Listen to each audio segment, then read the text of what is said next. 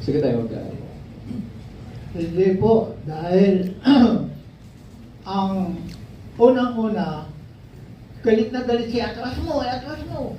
Dinatras ko, may sasakyan sa likod. Opo. Tricycle yata yun.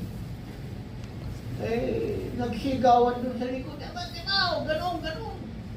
Bibigla ko na, alam mo na yun. Nataranta na. Oo.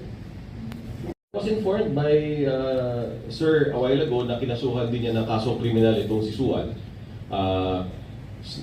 Physical injuries, tsaka grave threats, saka lang po ikinaso niya. Tama po, tayo, no? Tama po. Yun ang kasong kriminal. At ngayon, totoo niya, hindi ko pa namabasa yung final niyang admin na kaso at narinig naman natin yung testimonya ni Tatay.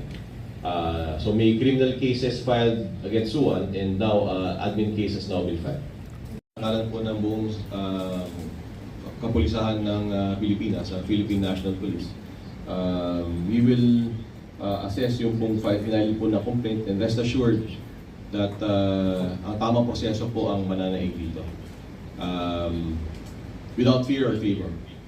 Ang importante po, gaya po ninyo, papasalamat kami na kayo po naniniwala sa mga institusyon ng gobyerno. Pumunta po kayo sa Piskalya at pumunta po kayo sa Napolcom. Maraming salamat po sa inyong tiwala.